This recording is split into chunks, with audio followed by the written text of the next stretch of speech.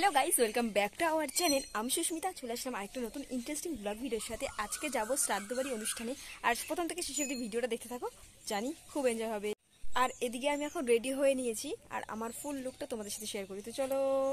প্রথমেই বলি, এই শাড়িটা হচ্ছে আমার শাশুড়ি মায়ের। আর দেখো কি সুন্দর একটা গর্জিয়াস শাড়ি। এটা হচ্ছে একটা জামদানি, ঢাকাই জামদানি, যেটা আজকে আমি পরে নিয়েছি।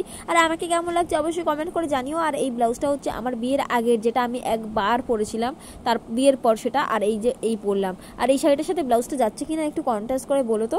আর এই হচ্ছে আমার ফাইনাল লুক। জাস্ট একদম সফট মেকআপ করেছি, সফট একটা লেয়ার দেওয়ার চেষ্টা করছি। তো কেমন লাগছে অবশ্যই কমেন্ট করে জানিও। আর এখানে দেখো ভীষণই সুন্দর একটা, প্রথমে যাওয়ার সময় তো আমরা ভীষণই খুশ মেজাজে যাচ্ছিলাম। প্রথম থেকে শেষ অবধি ভিডিওটা দেখতে পারলে বুঝতে পারবে যে এ কি হয়ে গেল আমাদের সাথে। তো চলো, আর এখন আমরা রেডি হয়ে বেরিয়ে পড়ছি।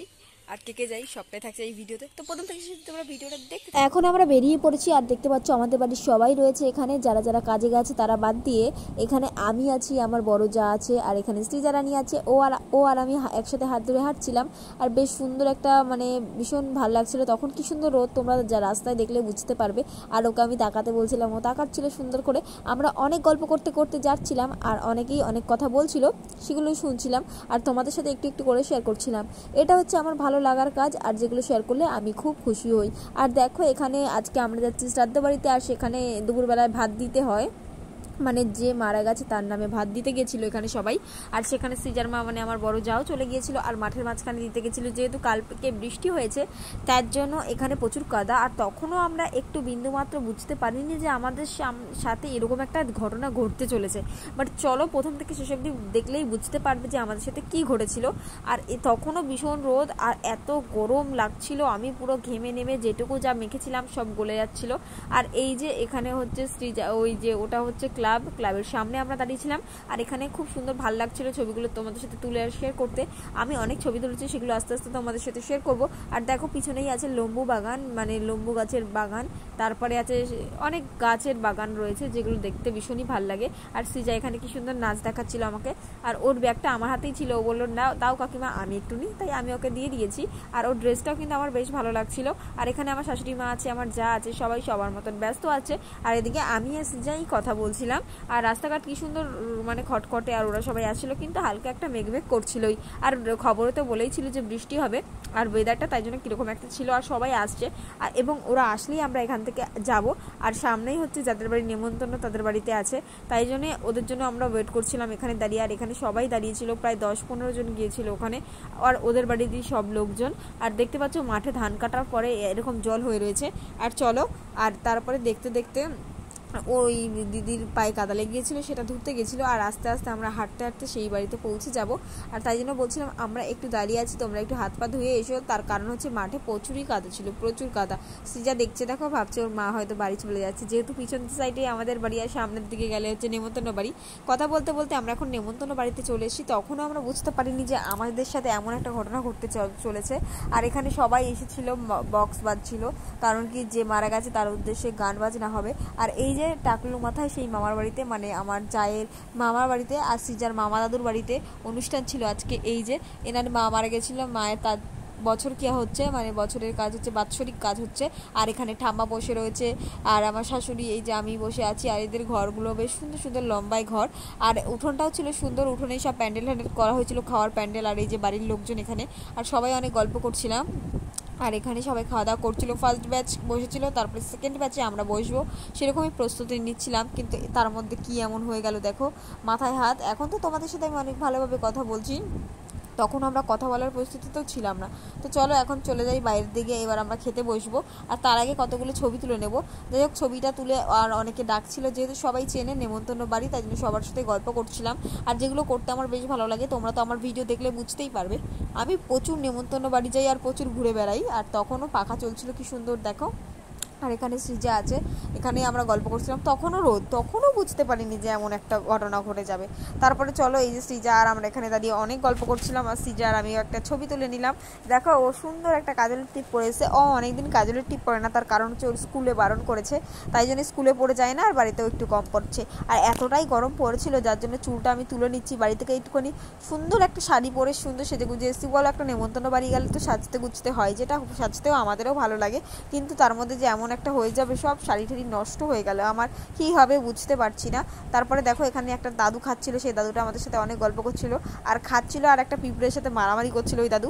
আর এই দাদু হচ্ছে সারা জীবনেও জুতো পরে না নাকি, আমি তো এই 2 বছর এসেছি দেখছি আমার জুতো পরে না, আর সারা জীবনেও নাকি জুতো পরে না, জুতো নাকি ওনার পায়ে রাখতে পারে না। তো তোমরাই বলো এটা কি সম্ভব? এটা কি সম্ভব যে কেউ জুতো পায়ে দিয়ে রাখতে পারে না?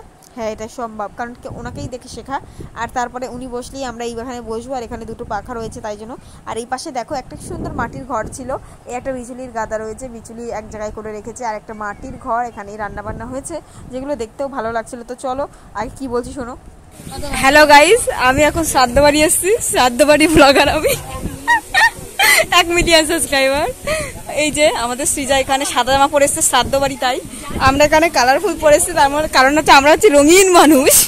এদিকে সব লাল হলুদ, এই যে বলাই আমাদের শ্রাদ্ধ বাড়ি ব্লগারের আমাদের মানে কি উৎসাহিত করে, এই যে বলাই ব্লগার নাকি।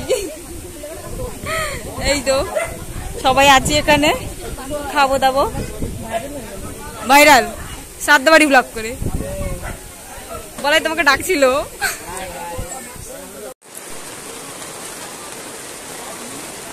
5 মিনিট আগে কি ছিল আর 5 মিনিট পর কি হলো?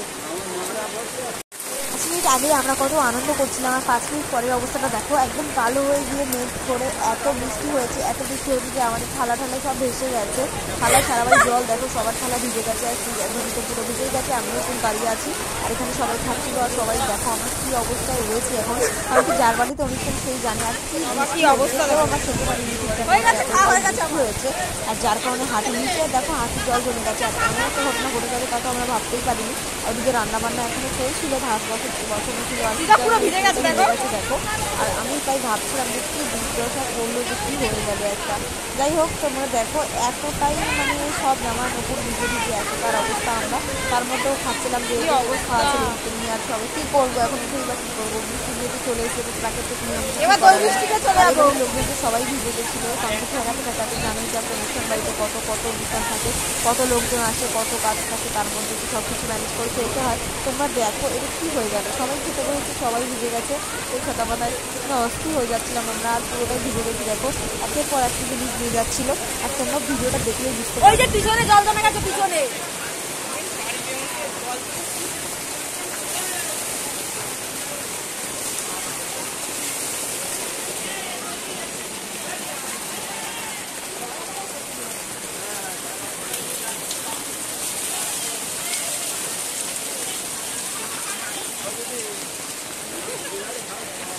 ঠিক আছে,